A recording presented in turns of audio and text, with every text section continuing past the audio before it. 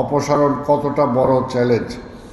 স্বাভাবিক পর্যায়ে যেখানে প্রতিদিন ৩২০০ থেকে ৩৫০০ টন বর্জ্য অপসারিত হয়, সেখানে প্রায় একই জনবল ও সম্পদ ব্যবহার করে কোরবানির দিনগুলোতে দৈনিক প্রায় ৫ গুণেরও বেশি বর্জ্য অপসারণ করতে হয়।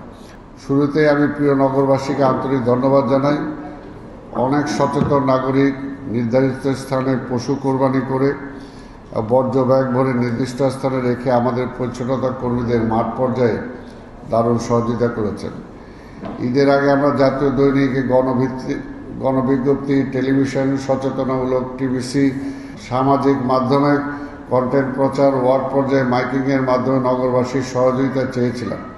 নাগরিকদের উদ্বুদ্ধ করতে ডিএসসিসির ৭৫টি ওয়ার্ডে ৪৬ ton bleaching powder, ২১০ gallon Savlon, ১,৪০,০০০ বায়োডিগ্রেডেবল ব্যাগ বিতরণ করা হয়েছিল। সচেতন নাগরিকদের সংখ্যা হয়তো এখনও শতভাগ নয়, তবে আমরা জানি ইতিবাচক পরিবর্তন রাতারাতি আসে না।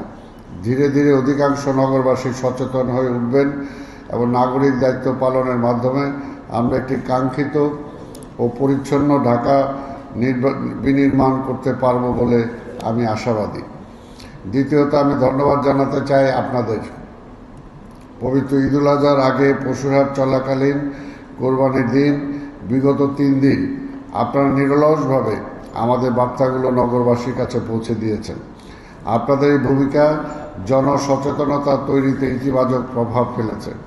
এছাড়া বর্জ্য ব্যবস্থাপনায় ডিএসসিসির সাফল্যের সংবাদ প্রকাশ করে যেমনি আপনারা পরিচ্ছন্নতা কর্মীদের মনোবল বাড়িয়েছেন, ঠিক তেমনি এই বিশাল কর্মযজ্ঞের কিছু অনাকাঙ্ক্ষিত ত্রুটি বিচ্যুতি ও বস্তুনিষ্ঠভাবে তুলে ধরেছেন, যা আমাদের সংশোধনের সুযোগ করে দিয়েছে। আপনাদের এই চমৎকার পেশাদারিত্বের জন্য আমি গভীর কৃতজ্ঞতা ও সাধুবাদ জানাচ্ছি। প্রিয় সাংবাদিক ভাই ও বোনেরা, আপনারা বিগত কয়েকদিন সার্বক্ষণিক আমাদের সাথে মাঠ পর্যায়ে ছিলেন। আপনারা নিশ্চয়ই অনুধাবন করেছেন যে বিদ্যমান বাস্তবতা এত বিপুল পরিমাণ বর্জ্য দ্রুততম সময়ে অপসারণ কতটা বড় চ্যালেঞ্জ।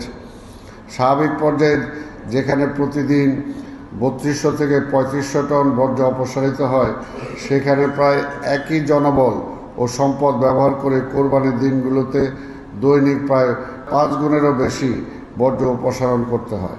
ফলে সর্বচেষ্টার পরেও কিছু অনাকাঙ্ক্ষিত ত্রুটি থেকে যাওয়া অস্বাভাবিক নয়।